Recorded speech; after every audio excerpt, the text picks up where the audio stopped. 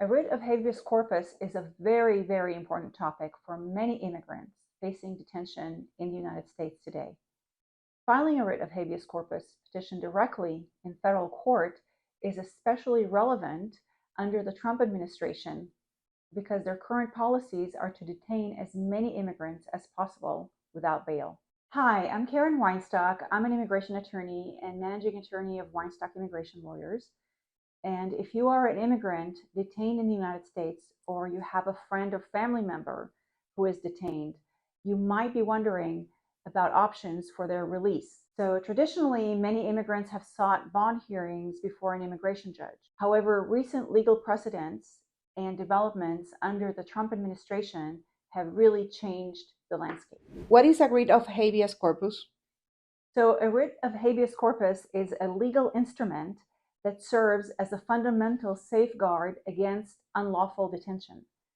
So it is a court order, if the court actually grants the habeas, that requires a person holding someone in custody or detention to bring the detainee before the court and determine whether the detention is lawful or unlawful.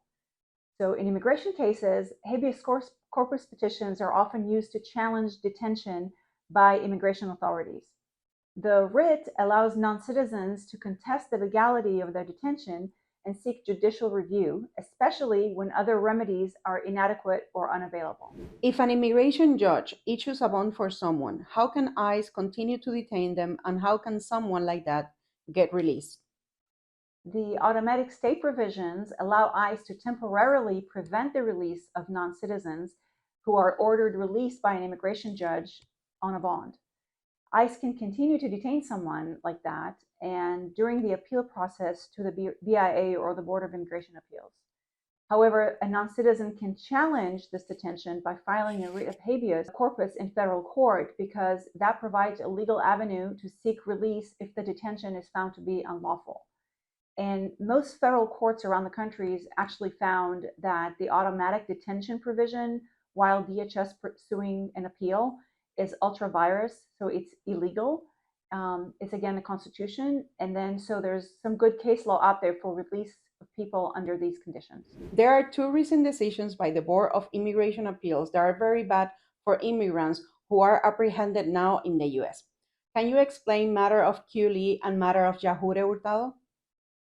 So matter of Q. Lee decided that people who are arriving aliens who are apprehended at the port of entry, either close to the border or at the airport, and they're detained by authorities, are not eligible for a bond anymore.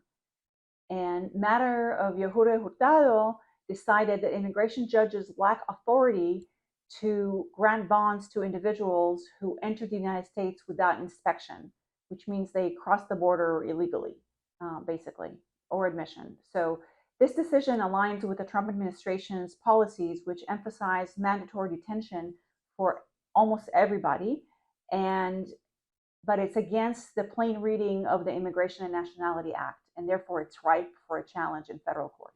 So what can you do if you or your family member are detained?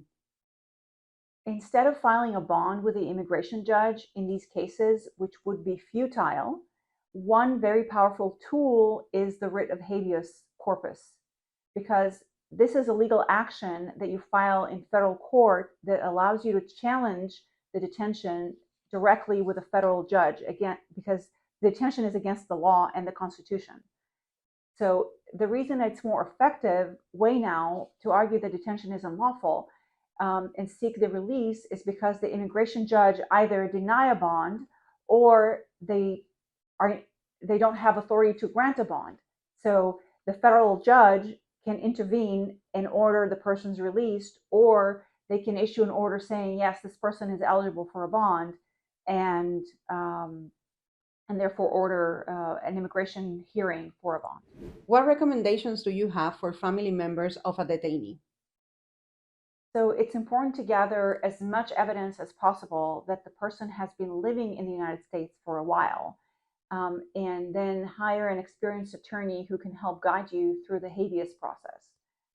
The attorney can help prepare the necessary documents, present your case effectively to federal court, and finally get a federal court order to order the government to release the person. Filing a writ of habeas corpus can be a crucial step for immigrants who are detained under the current U.S. policies in the Trump administration. It offers a legal avenue to challenge the detention and seek release, especially when traditional bond hearings before immigration judges are no longer an option.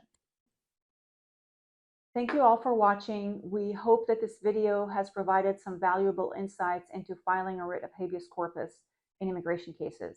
If you have questions or need assistance, don't hesitate to reach out to a qualified immigration attorney.